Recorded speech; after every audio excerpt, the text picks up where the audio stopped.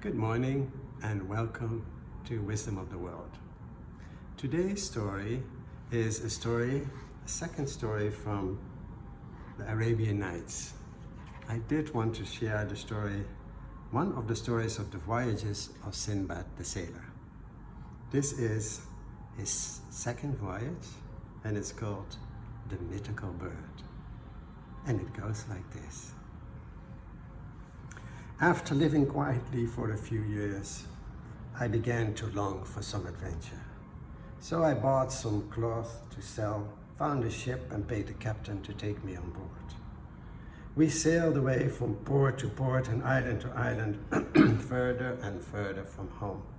For a whole week we sailed across an empty sea. Then one day we came to an island. The captain dropped anchor and we all went ashore. It was a beautiful island, covered in trees and fragrant flowers. There was a little stream running into the sea, which I decided to follow inland to see what I could find. Along the banks of the stream grew bushes with soft orange fruit that flocks of quick little birds were eating. I gathered the fruit as I walked and sat down beneath the tree to enjoy it. The fruit was juicy and delicious. After I'd eaten, I felt drowsy, so I lay back in the dappled shade, and very soon I fell fast asleep. When I awoke, the shadows were long and the light was fading. I'd been asleep for hours. I hurried back to the shore, but it was empty. I peered out to the horizon, and there was my ship, tiny and golden in the low afternoon sun. It was sailing away without me. I waved and yelled, but it was no use. It was gone for good. There was no point sitting there feeling sorry for myself, so I decided to climb the tallest tree I could find and see what I could see. I did this, and when I poked my head out of the upper branches, I saw the whole island. In the middle, emerging from the treetops, was a huge white dome. It was vast, bigger than any building I'd ever seen. There must be people here, I thought excitedly. I climbed down and set off to find the dome. Close up, it was even more amazing. The surface was smooth and white with no signs of any brickwork, and the walls were perfectly curved without edges or corners. They must be very clever to have built this, I thought to myself. I couldn't see any windows or doors, so I walked around the building to find a way in. I arrived back where I started without finding anything. Could it be that the doorway is hidden? Or that there is no way in, I wondered? Suddenly, everything went dark. I looked up to see a giant shadow in the sky above me, blotting out the sun. It grew bigger and bigger until it filled the entire sky. It was the biggest bird I'd ever seen, and it was coming into land. I dived for cover as the bird flew down. Dust billowed up and the tray swayed under its giant flapping wings. The creature landed with its huge scaly feet either side of the white dome and settled down on top of it. I glared around for a moment and I shrank into the shadows, my heart thumping with fear. Without appearing to notice me, the great bird closed its eyes and went to sleep. I was astounded. As a child, I'd heard stories of a mythical bird called a roc that was supposed to be as big as a ship, but I'd never believed them to be true. There I was, standing right next to one, feeling like the tiniest ant next to a vulture. Of course, the huge white dome that the roc was sitting on wasn't a building, it was an egg. While the creature slept, I thought about what to do. It's no use me staying on this island all alone, I reasoned. It could be years before a ship sails by. This bird must fly to other places. If I could go with it, I might find some way home. Night had fallen by the time I had decided on a plan. I unwrapped my turban and tied one end around my chest. Creeping up to the bird, I knotted the other end around its thick, scaly leg. Then I sat down and waited. An ear-splitting screech awoke me at dawn. The bird stood up, flapped its giant wings, and took flight. The turban pulled tight around my chest, and in a moment I too was airborne. We flew up and up and up into the sky and out over the sparkling sea. Dangling from the rock's leg, I could see all the way to the horizon. There wasn't a scrap of land in sight. I began to panic. This was a stupid idea, I thought. If it lands in the water, I'll drown. I glanced at the flapping monster above me. I was completely at its mercy.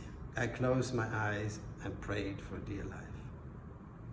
Suddenly, the bird let out a piercing cry and began to descend.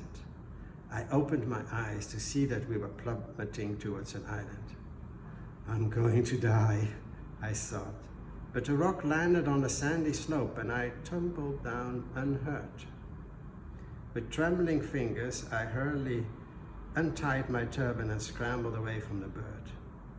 But as I turned, I ran straight into a massive, scaly obstacle.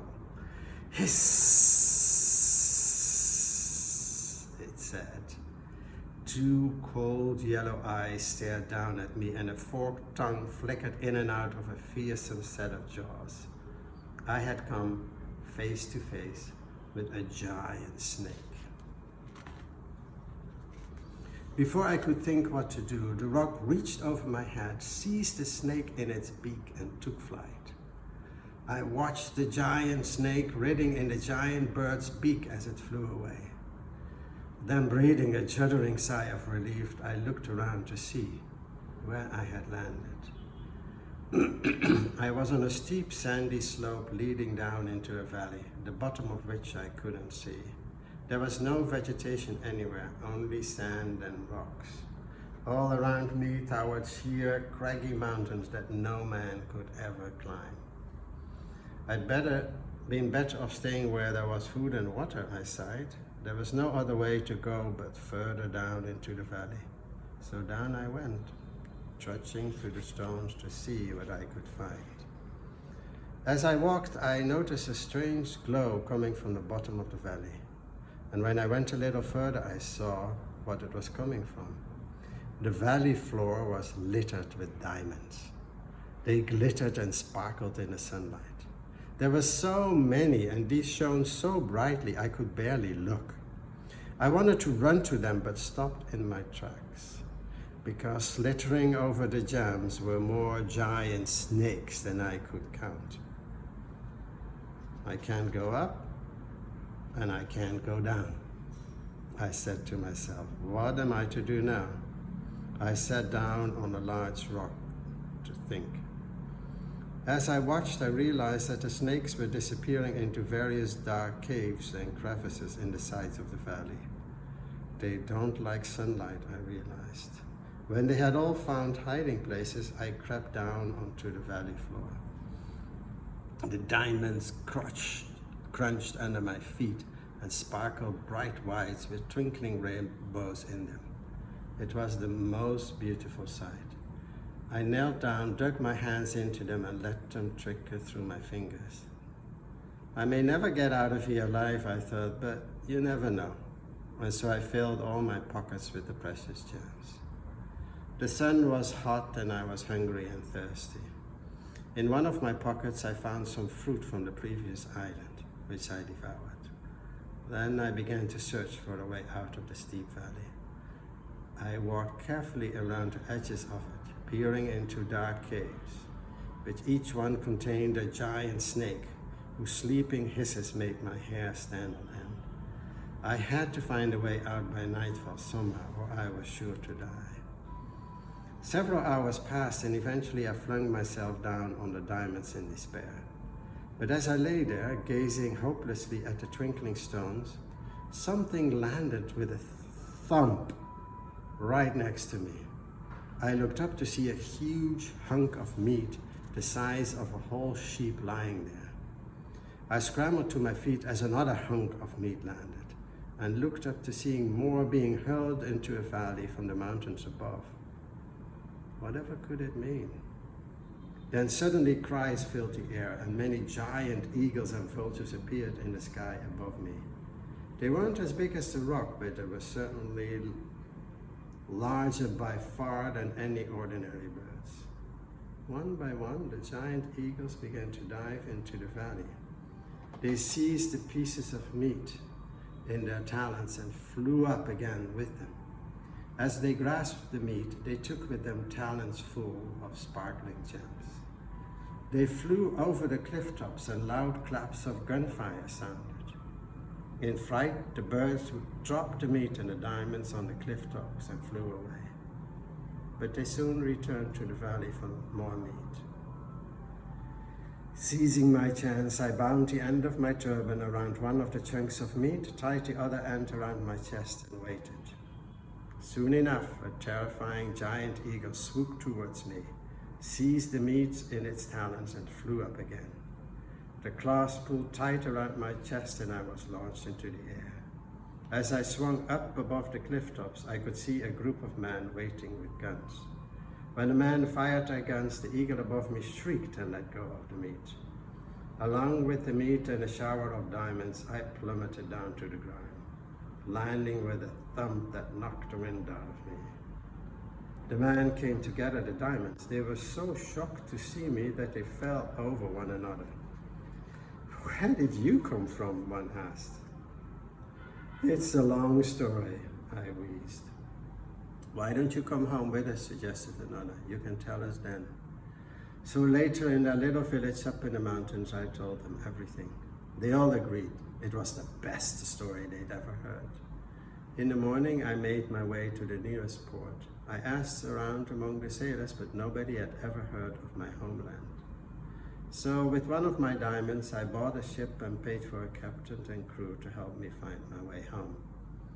It was a long voyage on which I saw many strange and wonderful things. Flying fish with funny faces, islands full of giant trees, and golden birds flying under the water. But the sight of my homeland was the most wonderful of all. I vowed to stay there for the rest of my days, but after a while, I began to long for more adventure. So I started to plan my next voyage. And Sinbad the Sailor in total made 7 voyages. Thank you.